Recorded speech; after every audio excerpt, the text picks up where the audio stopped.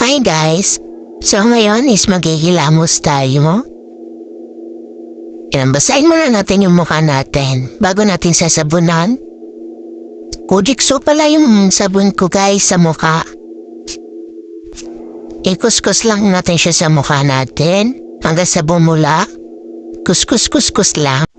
Medyo matagal pala ako guys magkuskus ng sabon sa mukha ko. Kasi talagang inaano ko siya na malinis talaga. Ayan, kuskusin natin yung buong mukha natin.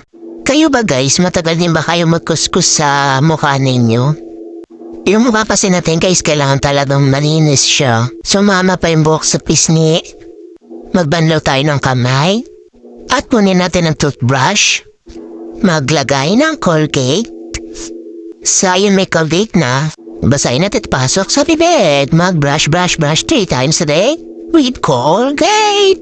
Kapag tayo ay ngumiti sa tao, walang mga sabit-sabit. So ayun guys, ganyan na yung ginagawa natin. Kuskus maigi, baba, taas at gilid-gilid ng ngipin nyo. At baka kasi may natutulog pa yung tartar, diba guys? Kaya yung iba talaga sumasakad yung ngipin kasi hindi nakakapag-toothbrush.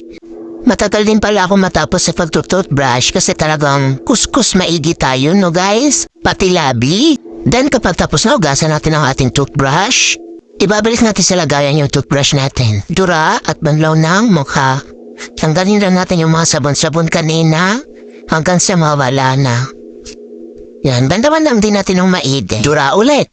At magbumumog na nga tayo kasi may mga toothpaste din na naiwan sa bibig natin. Aalisin din natin. Kumbaga para din tayong nagbabanlaw ng bibig natin. Yan, mumog and dura, banlaw, ganun. Pagkatapos, pupunasan natin yung mukha nating basa. Ayan, patutuyuin lang natin hanggat mawala na yung basa sa ating mga sa ating mukha. Wala tayong mga dahil isang mukha natin. Punasan lang din natin ng maigi hanggang siya ay matuyo. Yan, punas lang hanggang leeg. Okay na guys, ngayon ipapakita ko sa inyo yung mga nilalagay ko sa mukha ko. Kukuha tayo ng cotton ball.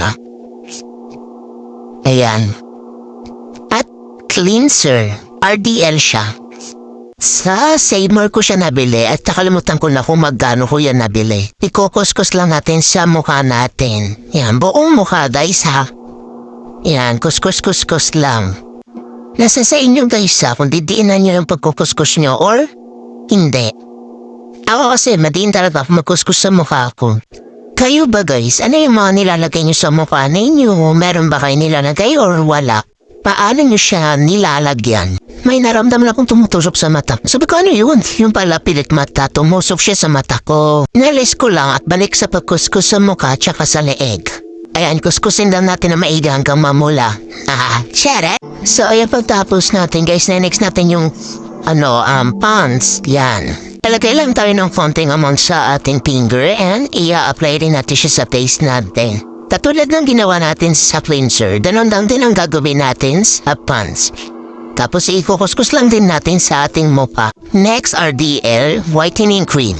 Sa Save More ko lang din siya nabili and nakalimutan ko na rin kung magkano yung bili ko dyan. Maglalagay ulit tayo sa mukha natin. Ganyan, tapos i-apply lang ulit natin and kukuskus lang natin guys ha. Yan, kuskus lang ulit katulad ng ginagawa natin sa pants. Pati sa leeg, kukuskusin natin siya. Dami natin palagi yung leeg natin. Yan, pati sa mukha. And lip tint guys, ayan. Lalagay natin sa labi natin. So ayan, ganyan, lagyan lang natin. At sa ating pisngi, pang natin blush on. Yan, pero hindi ako masyadong nag-makeup talaga guys ha. Hindi ako ma-makeup na tao. Ang ganyan lang, dampi-dampi lang natin.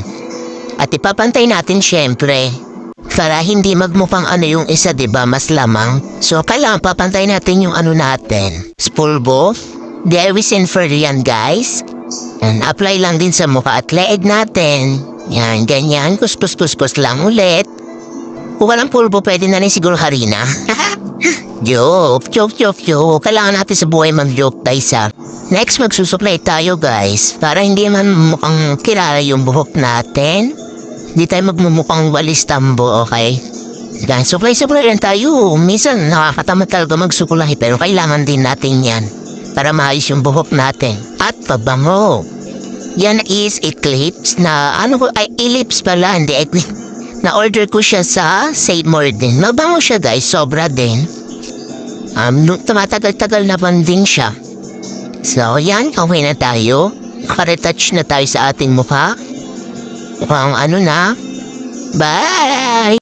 Ingat kayo guys!